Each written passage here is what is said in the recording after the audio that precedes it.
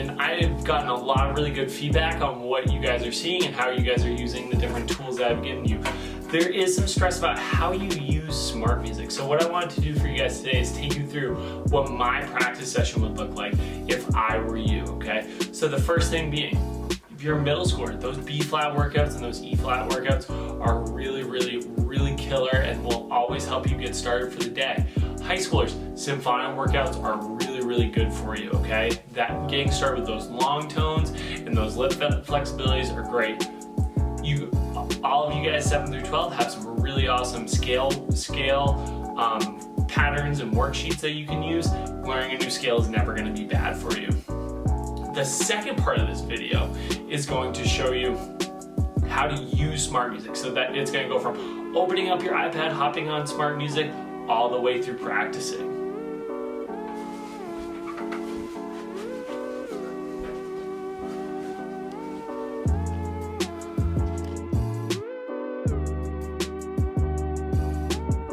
Alright guys, so now that we've done our little bit of a warm-up, as you can see on my screen, in my SmartMusic account, this is my student account, so I'll be able to see a couple things. First off, don't worry about any of this. Account details, subscriptions, hit on the home button. So right now you can see I'm currently enrolled in high school band and elementary band, okay? This is my kind of play account that I use. What you can do is on the right hand side it says find music. You can type in any of your songs because right now there's no assignments at all. It's just practicing, okay? So I'm gonna take a look at, there's a song in middle school called Too Beautiful for Words. So I search that, and it takes a little while. Then I click on Too Beautiful for Words and I hit open. When you signed up for your account, it should have already saved your instrument, so you hit OK, and then it says we're opening your title. Alright, so now I've got a couple of cool things going on, okay? I've got, with the current setup, I've got the accompaniment, I've got my parts not being played at all, but the metronome is also going. I don't really want the metronome right now. Let's just take a listen to the actual song. First thing, gotta make sure your volume's all the way up. Let's take a listen. So I'm gonna mute the metronome. Let's play.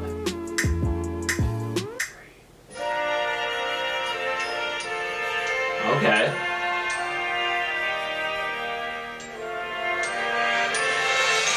So where I just stopped was just our first phrase, right? You could kind of tell that was a part.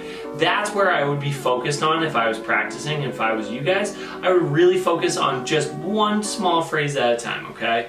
So if you look below the accompaniment part, maybe that went a little too fast and I need to slow things down, okay? So what I can do is I can slow that down. So I want to go 72 to start off, okay? And then I just hit the start again, so I actually touch the first note where I want to start, and I hit play. And you notice it's already slower.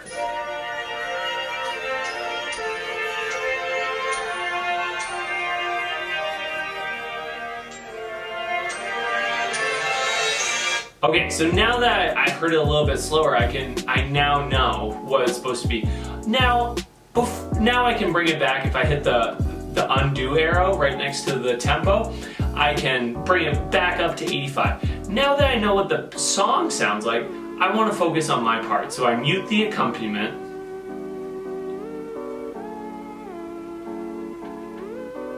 So I bring that all the way down, and then I make it so that my part is unmuted. So now it should just be my part.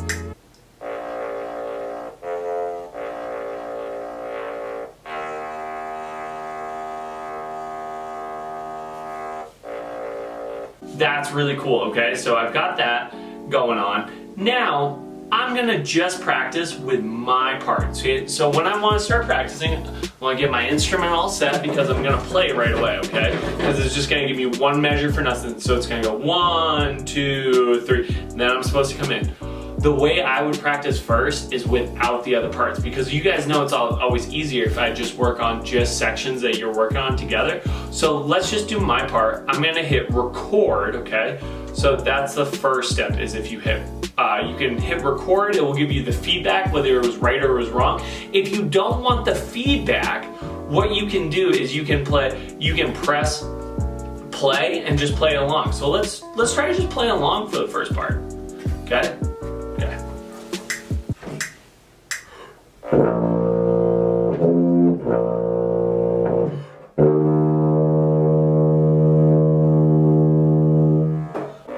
Nice. That was exactly what I wanted to see, okay? So I've got that down.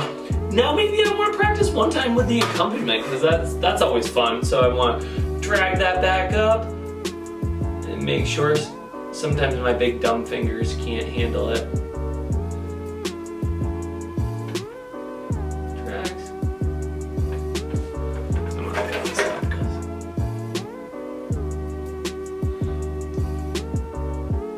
and sometimes, like you guys are seeing right now, and this is good because I don't want you guys to get frustrated, is sometimes, just like everything else, you gotta really finesse it, so don't be frustrated.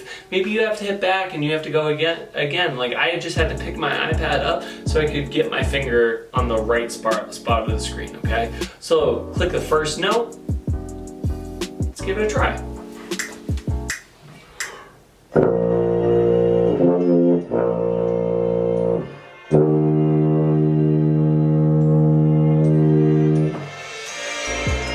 Okay, so that felt pretty good. Let's record it, let's see what happens.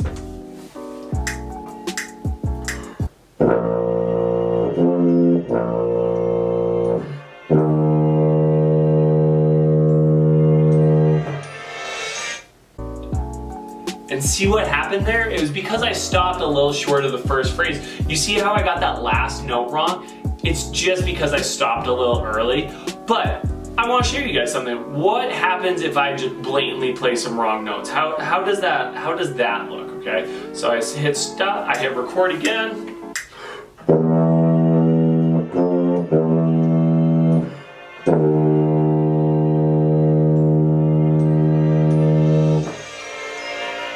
So now you guys notice how I played an E right before that, and look, it recorded an E. And then I played the right note, and then I went back to playing the wrong note. So it does give you pretty good feedback on that. Up in the right-hand corner, it gives you some idea. I got 6% of it done. Okay, so it's not that. So I can delete this take. Okay, I'm not gonna make you guys sit and see me practice through all of it, but I just wanted to show you. This is how I would practice. I would focus. Number one, listen to the song. Number two, start small. Start with short phrases. Maybe start at the beginning, and definitely always start with the easier sections, okay? Number three, I would make sure that I listen to my own part on SmartMusic because it's super helpful. Play along with your own part. Play along with your own part and the recording. And then finally, that's when you want to try to record, okay? This is not supposed to be one of those things like, if I take the test now and I get 100% correct, I'm gonna do awesome. No. This is a practice tool. Do not be discouraged if you don't get things right the first time. But as you can see, I'm playing a tuba, which is gonna be one of the loudest instruments that your iPad hears, and I had some good success. So I wanted to make sure you guys had this as a tool to just check out some ways to practice. Awesome. Thank you guys.